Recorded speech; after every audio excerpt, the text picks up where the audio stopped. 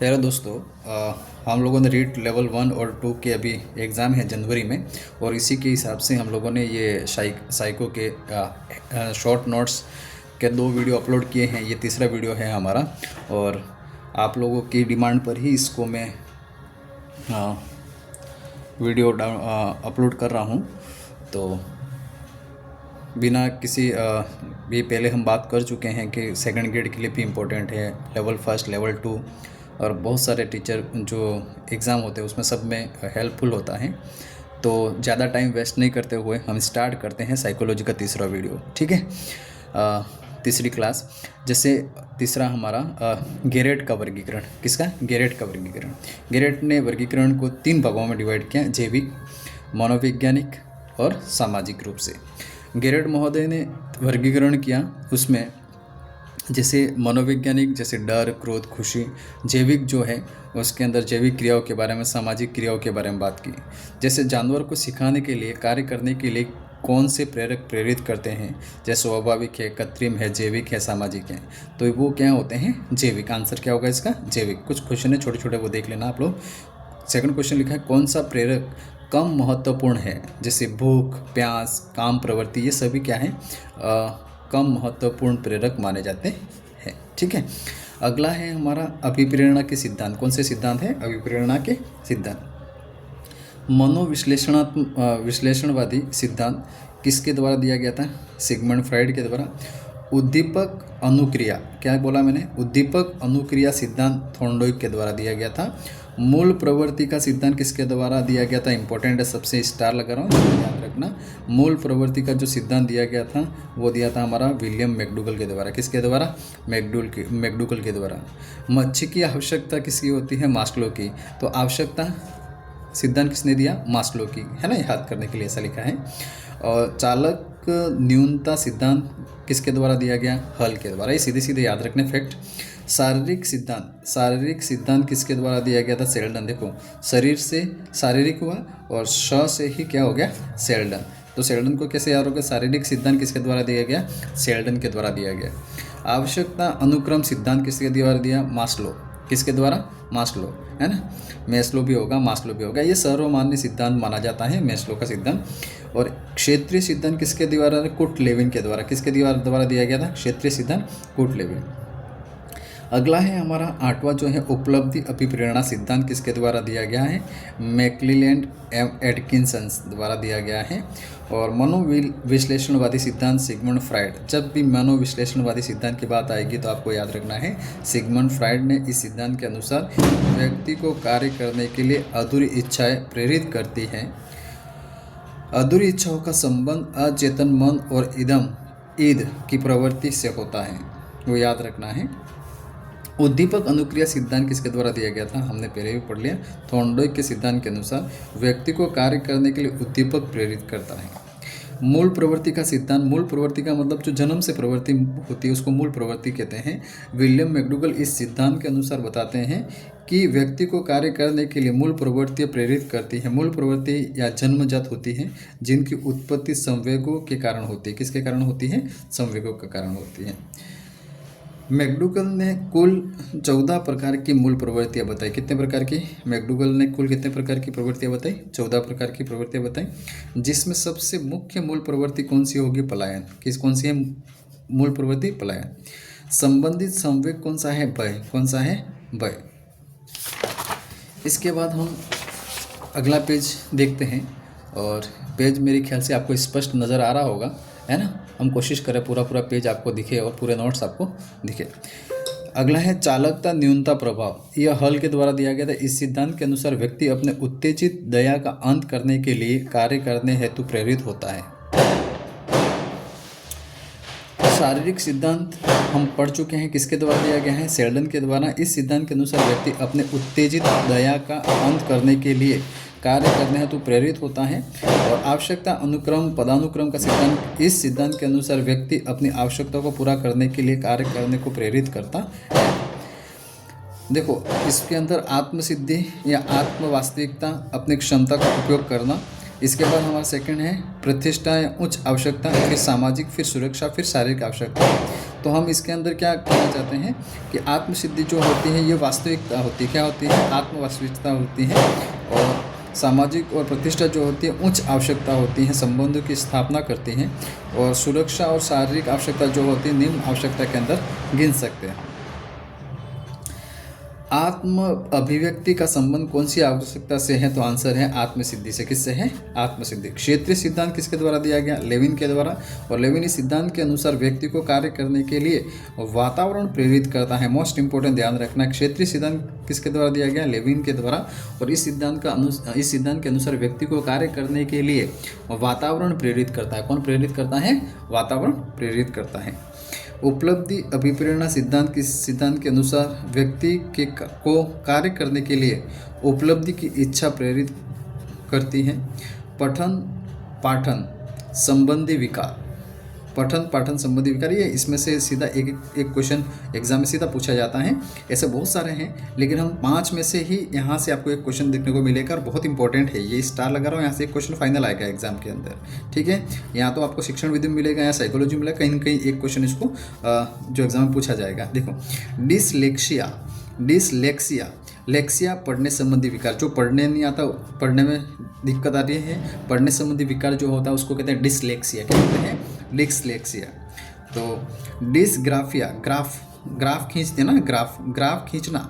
Graph का मतलब ये होता है लिखने संबंधी। ग्राफ लिखते हैं ना, बनाते ग्राफ, तो लिखते हैं, क्या करते हैं? लिखते हैं। तो ग्राफिया शब्द आ जाएगा, वो लिखने संबंधी विकार कहलाता है। डिस्प्रास्किया जो होता है दृश्य संबंधी विकार होता है।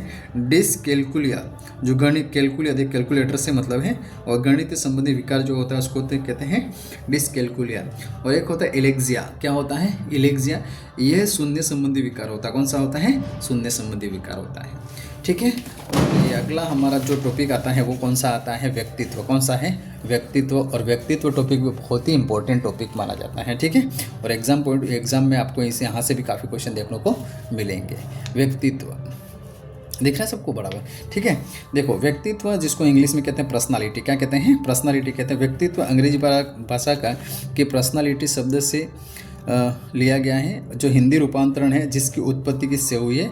लैटिन भाषा से हुई है, जिसको कहते हैं पर्सोना। क्या कहा जाता है? पर्सोना शब्द से हुई है, जिसका अर्थ होता है नकाब या मुखौटा। क्या होता है? नकाब और मुखौटा होता है। आरंभ में व्यक्तित्व का मूल्यांकन केवल शारीरिक गुणों के आधार पर किया जाता था। आरंभ में व्यक्तित्व का मूल्यांकन केवल शारीरिक गुणों के आधार पर किया जाता था। वर्तमान समय में शारीरिक और आंतरिक दोनों गुणों का संगठन व्यक्तित्व कहलाता है। ध्यान रखना, क्या बोला मैंने? दोनों लाइन को 2 बार रिपीट किया है। आरंभ में व्यक्तित्व का मूल्यांकन केवल शारीरिक गुणों के आधार पर किया जाता था, लेकिन अब वर्तमान में क्या स्थिति हो गई है? शारीरिक और आंतरिक दोनों गुणों का संगठन ही व्यक्तित्व कहलाता है। व्यक्तित्व का शाब्दिक अर्थ होता है, व्यक्तित्व को 2 शब्दों से मिलकर बना हुआ है। व्यक्ति प्लस त्व, वे गुण जो पहचान निर्धारित करते हैं, जिसको हम क्या कहते हैं? व्यक्तित्व कहते हैं। जो यहाँ तो राक्षस हो सकता है या देवता हो सकता है। अच्छे काम करेगा तो वो देवता माना जाता है, और गंदे काम करेगा तो राक्षस माना जाता है। व्यक्तित्व के निर्धारण में संवेगों का महत्वपूर्ण स्थान होता है। डेफिनेशन है, अलग अलग मनोवैज्ञानिकों ने अलग अलग तरीके से डेफिनेशन दी है, परिभाषा दी, जो एग्जाम में पूछी जाती है। आल्पोर्ट महोदय के अनुसार व्यक्तित्व क्या होता है? तो आल्पोर्ट कहता है व्यक्तित्व व्यक्ति के शारीरिक और मनोदैहिक गुणों का गत्यात्मक मतलब गतिशील संगठन है, जो वातावरण के साथ उसके संयोजन का निर्धारण करती है। वैलेंटाइन क्या कहता है? व्यक्तित्व व्यक्ति के अजन्मजात और अर्जित प्रवृत्तियों का योग है। वॉटसन क्या कहता है? हम जो कुछ भी करते हैं वह व्यक्तित्व है। मोस्ट इंपॉर्टेंट, ध्यान रखना, वॉटसन की जो डेफिनेशन है वो हम जो कुछ भी करते हैं वह व्यक्तित्व है। अगला जो है क्वेश्चन जो दे रखा है, व्यक्तित्व के निर्धारण में किसका महत्वपूर्ण स्थान होता है? तो फर्स्ट जो होता है वो प्रतिमान का होता है। अगर प्रतिमान नहीं है तो कौन सा होगा? सेकंड संवेग का, और संवेग नहीं है तो अभिव्यक्ति का महत्वपूर्ण स्थान होता है व्यक्तित्व निर्धारण में। आल्पोर्ट के अनुसार व्यक्तित्व होता है, आल्पोर्ट के बारे में हम लोग ऊपर पढ़ ही चुके हैं। गतिशीलता, हाँ गतिशील बोला था उसने। वातावरण भी बोला है उसने, वातावरण बोला है, गतिशील बोला है, और वातावरण में समायोजन, वातावरण में क्या है? समायोजन। ये उपयुक्त सभी किसकी परिभाषा में सेट होते हैं? आल्पोर्ट की परिभाषा में सेट होते हैं। अगला पेज मैंने टर्न किया थोड़ा सा, देखो इसको क्या लिखा हुआ है। व्यक्तित्व के प्रकार और वर्गीकरण। वैदिक ग्रंथ के अनुसार व्यक्तित्व को 3 भागों में बांटा गया, सतोगुणी, तमोगुणी, रजोगुणी। सतोगुणी का मतलब होता है ईश्वर में लगा हुआ, ईश्वर में ध्यानमग्न व्यक्ति जो होता है उसको सतोगुणी कहते हैं। तमोगुणी जो होता है वो आलसी व्यक्ति होता है, और रजोगुणी जो होता है कर्म में लगा हुआ होता है। सतो प्लस तमो दोनों गुण होते हैं किसमें, रजोगुणी में। इसके बाद एक वैज्ञानिक आता है जिसका नाम है केटल का वर्गीकरण, और उसका नाम क्या है, केटल का वर्गीकरण। केटल ने 2 प्रकार से वर्गीकरण किया, वेगवान और वेगहीन। स्प्रिंगर का वर्गीकरण जो है, वर्गीकरण का आधार जो है समाज, शास्त्रीय समाज में होने वाले कार्य से है। आर्थिक जो होता है वो दुकानदार से, धार्मिक धर्म से, राजनीति से, सामाजिक मदरसों, टेरसों, और ज्ञानात्मक जो सैद्धांतिक जो होता है शिक्षक, डॉक्टर, कलात्मक जो होते हैं प्रकृति प्रेमी, सौंदर्य प्रेमी, कलाकार, मूर्तिकार, ये सभी होते हैं। ठीक है ना। इसी प्रकार का क्रेचमर का वर्गीकरण क्या है, इसका मुख्य आधार शारीरिक गठन है व व्यवहार है। जैसे पिकनिक टाइप, इंपॉर्टेंट ध्यान रखना, क्रेचमर का वर्गीकरण पिकनिक टाइप जिसको नाटा, खुश रहने वाला व्यक्ति। एस्थेनिक टाइप जो होता है वो शक्तिहीन, निंदा रखने वाला जो व्यक्ति होता है उसको एस्थेनिक टाइप कहते हैं। एक होता है एथलीट टाइप, जो खिलाड़ी होता है, जो एथलीट होता है उसको एथलीट टाइप कहते हैं। तो वर्गीकरण क्रेचमर ने शारीरिक गठन के आधार पर बताया, जैसे छोटा नाटा व्यक्ति जो होता है वो खुश रहने वाला जो होता है पिकनिक टाइप, और एस्थेटिक टाइप होता है शक्तिहीन, निंदा रखने वाला होता है। एथलीट टाइप जो होता है वो खिलाड़ी होता है। इस तरह से वर्गीकरण किया है। इसके बाद हमारा जो आता है शक्तिशाली प्लस समायोजन करने वाला, डिस्प्लास्टिक मिश्रित व्यक्तित्व होता है। हिपोक्रेटिस का वर्गीकरण जो के आधार पर व्यवहार था, हिपोक्रेटिस नाम का जो मनोवैज्ञानिक है उसने, इसका मुख्य आधार क्या था, व्यक्तित्व का व्यवहार था। क्या था, व्यवहार। और व्यवहार भी कैसा, मंद, उदासीन, आशावादी और क्रोधी। ये थोड़े इंपॉर्टेंट, इतने खास नहीं है, लेकिन जो इंपॉर्टेंट है उस पर हम बात करेंगे। सेल्डन का वर्गीकरण, किसका, सेल्डन का वर्गीकरण भी इंपॉर्टेंट है एग्जाम पॉइंट व्यू से। इसका मुख्य आधार क्या है, जो वर्गीकरण व्यक्तित्व किया उसने शारीरिक गठन के आधार पर किया। और ये जो है एंडोमार्फिक जिसको कहते हैं गोल काय, गोल वो फूला हुए लोग जो होते हैं वो क्या होते हैं, एंडोमॉर्फिक होते हैं। एक होता है एक्टोमॉर्फिक, एक्टो का मतलब होता है लंब काय, कैसे होते हैं, लंबे। और लंबे व्यक्ति जो होते हैं वो शक्तिहीन और कैसे होते हैं, दुर्बल होते हैं। आप लोग भी देख सकते हो आसपास। मेसोमॉर्फिक जो होते हैं आयत के रूप में होते हैं, वो शक्तिशाली और मजबूत व्यक्ति जो होते हैं जिसको कहते हैं मेसोमॉर्फिक। तीनों का नाम याद रखना। एंडोमॉर्फिक जो होते हैं गोल व फुले हुए, एक्टोमॉर्फिक जो होते हैं लंबकाय जो होते हैं शक्तिहीन दुर्बल होते हैं, और मेसोमॉर्फिक जो होते हैं वो आयतकाय होते हैं शक्तिशाली व मजबूत होते हैं। चरक संहिता अनुसार वात, चित्त और कफ 3 तरीके से चरक संहिता के अनुसार व्यक्तित्व का वर्गीकरण किया गया है। और इसमें भी सबसे इम्पोर्टेंट जो है वो है कौन सा, युंग या जुंग का वर्गीकरण। जो इसका मुख्य आधार क्या है, मनोवैज्ञानिक जो हम अभी पढ़ते हैं, कौन से हम जो पढ़ते हैं उसको क्या कहते हैं, मनोवैज्ञानिक। तो जुंग या युंग का वर्गीकरण किसके आधार पर है, मनोवैज्ञानिक आधार पर है। अंतर्मुखी वैज्ञानिक दार्शनिक, बहिर्मुखी नेता जो होते हैं वो, उभयमुखी जो होते हैं वो सर्वश्रेष्ठ होते हैं। ठीक है।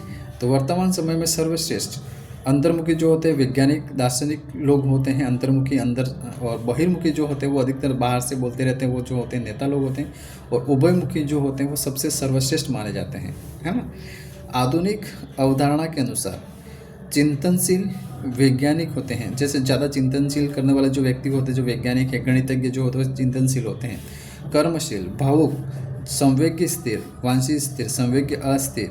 मानसिक रोगियों का अध्ययन करने वाले व्यक्तित्व का वर्गीकरण कौन से मनोवैज्ञानिक ने दिया था, तो उसका आंसर क्या है, क्रेचमर। क्या है, क्रेचमर। पुरुषों को नग्न चित्रों का अध्ययन, पुरुषों का नग्न चित्रों का अध्ययन कर व्यक्तित्व का वर्गीकरण करने वाले मनोवैज्ञानिक कौन थे, उसका नाम है सेल्डन। क्या नाम है, सेल्डन। इंपॉर्टेंट मनोविश्लेषणवादी सिद्धांत है ना, सुपर ईगो और ईड, 3 चीज़ें, सुपर ईगो और ईड।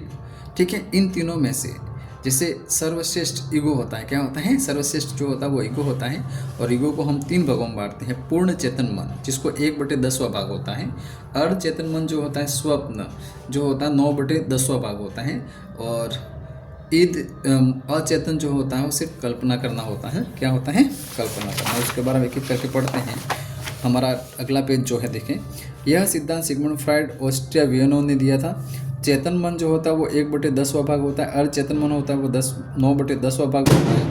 इदम जो होता है सुखवादी सिद्धांत, इदम का संबंध अचेतन मन से होता है। इदम का संबंध किससे होता है? अचेतन मन से होता है। यह मनुष्य की शारीरिक आवश्यकताओं से संबंधित है। इदम का सर्वाधिक रूप शेषावस्था में देखने को मिलता है, वो चीज़ हमें याद रखना है। इदम किस अवस्था में देखने को मिलता है? शेषावस्था में देखने को मिलता है। यह पूर्ण रूप से अनैतिकता पर आधारित होता है। यह मनुष्य की पार्श्विक प्रवृत्ति है। ठीक है।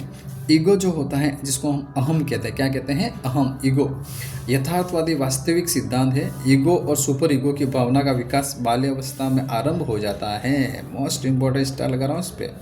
अहम, ईगो, यथार्थवादी वास्तविक सिद्धांत, इसे सुपर ईगो कहा जाता है कि भावना का विकास बाल्यावस्था में आरंभ हो जाता है। यह करो यह न करो का निर्देश ईगो देता है। ये करना है, ये नहीं करना, इसको मारना है, इसको नहीं मारना है, ये कौन देता है? आदेश कौन देता है? ईगो देता है। इसके पास वीटो शक्ति अधिकार है, इसके पास वीटो अधिकार होता है, जैसे राष्ट्रपति वगैरह के पास होता है, इस तरह से इनके पास वीटो अधिकार होता है। अहम बहुत इंपॉर्टेंट एग्जाम पॉइंट से ध्यान रखना आप लोग।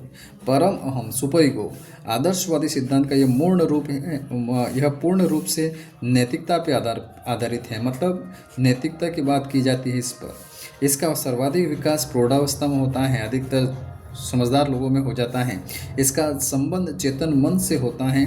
त्याग और बलिदान की भावना सुपर ईगो में होती है। छोड़ो नहीं यार, रन दो, क्यों फालतू मुंह लगना, ये सब चीज़ें किस में होती हैं? परम अहम, सुपर ईगो में होती है।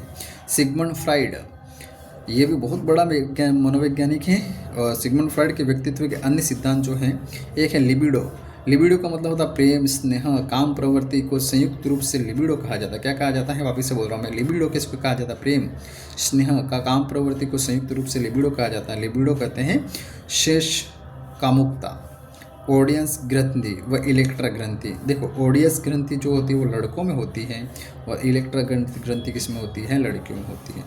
नार्सिसिज्म, सम्मोह प्रवृत्ति, यह किशोरावस्था में व शिशुअवस्था में पाई जाती है। नार्सिसिज्म इसमें स्व मोह प्रवृत्ति, खुद से मोह करने वाली प्रवृत्ति होती है, वो किशोरावस्था में और शिशुअवस्था में पाई जाती है। देख लेते कितना और है, ज़्यादा नहीं है। ठीक है।